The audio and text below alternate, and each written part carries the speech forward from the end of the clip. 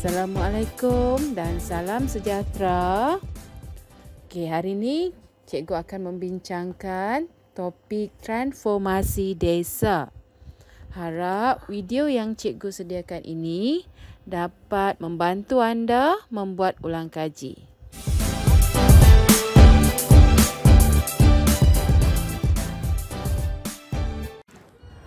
Ada 3 objektif di bawah transformasi desa, iaitu konsep transformasi desa, dasar dan strategi pembangunan desa serta proses perubahan desa.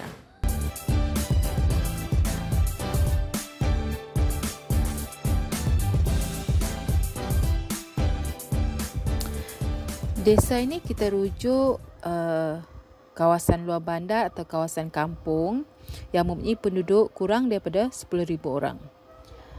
Desa ini biasanya kita kaitkan juga dengan aktiviti-aktiviti tradisional. Contohnya pertanian, perikanan yang masih menggunakan kaedah tradisional.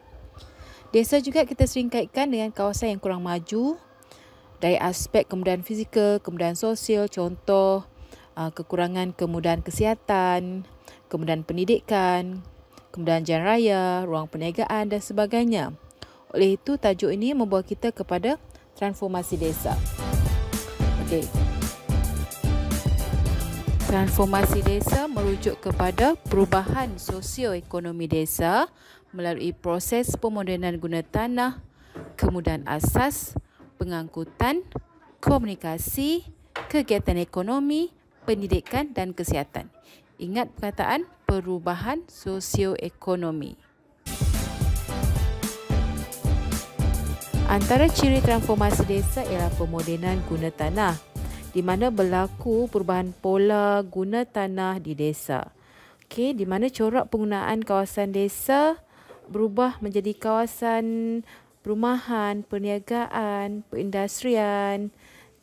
Maksudnya ialah guna tanah di desa tu dah jadi dulu mungkin kawasan pertanian, sekarang sudah bertukar menjadi laluan sistem pengangkutan, jalan raya ataupun jalan kereta api, ataupun jadi ruang perniagaan, ataupun bertukar menjadi tapak pasar malam ke pasar tani ke. So berlaku perubahan guna tanah tu. So guna tanah di desa ini tidak lagi didominasikan oleh sektor pertanian semata-mata. Seterusnya ialah pemodenan kemudahan asas. Desa juga dikatakan mengalami transformasi apabila berlaku pemodenan kemudahan asas atau peningkatan ataupun pertambahan dalam kemudahan asas di desa itu sendiri. Seperti jalan raya, bekalan air dan elektrik, tempat ibadat, kedai, pasar, klinik, sekolah dan lain-lain. Seterusnya ialah berlaku perubahan kegiatan ekonomi.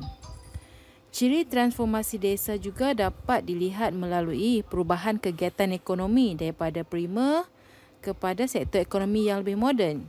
Macam contoh cikgu bagi tadi, daripada perikanan, pertanian kepada sekunder, tertius, contoh macam pelancongan, perniagaan, perindustrian dan sebagainya. Ini bermaksud sektor ekonomi desa tu tak lagi bergantung semata-mata kepada sektor pertanian ataupun perikanan semata-mata. Ada banyak sudah sektor kegiatan ekonomi. Dengan ini juga kita boleh kaitkan dengan ciri seterusnya, iaitu perubahan pendapatan penduduk. Pendapatan penduduk bertambah ataupun semakin meningkat kerana penduduk dapat pekerjaan yang lebih tetap dengan pendapatan yang lebih stabil melalui aktiviti-aktiviti ekonomi moden tadi macam perniagaan, perindustrian, pelancongan tu.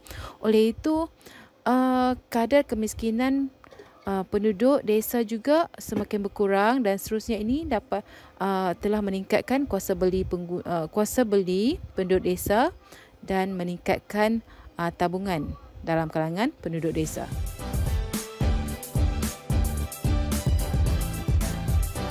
Ciri transformasi desa juga kita dapat lihat melalui perubahan taraf pendidikan, di mana berlaku peningkatan kualiti pendidikan penduduk desa. Ini berlaku disebabkan oleh kesan daripada peningkatan kemudahan pendidikan di desa seperti bertambahnya tadika, sekolah rendah, sekolah menengah di kawasan desa-desa berkaitan. Maka dengan ini pendidikan penduduk desa juga semakin meningkat dan bertambah baik. Okey, maka kadar celik huruf dalam kalangan penduduk desa juga semakin meningkat. Selain taraf pendidikan, taraf kesihatan penduduk juga semakin meningkat. Ini berlaku ekoran daripada perkembangan kemudahan kesihatan di desa seperti adanya klinik desa. Okey, so ini telah menyebabkan berlaku peningkatan taraf kesihatan dalam kalangan penduduk desa.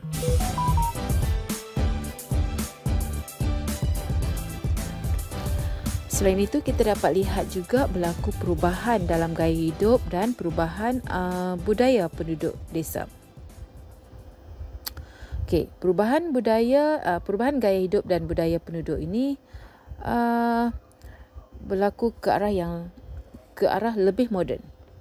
Okey, apa tu gaya hidup yang lebih moden ni? Okey, contohnya memiliki rumah yang lebih besar, lebih moden, rumah batu, rumah bertingkat, memiliki kereta, memiliki telefon, suka hiburan, dan contoh lain macam amalan penjagaan kesihatan yang baik. Okey, itu antara gaya-gaya hidup moden dan budaya. Okey, ini berlaku kerana pendapatan penduduk itu sendiri sudah semakin meningkat.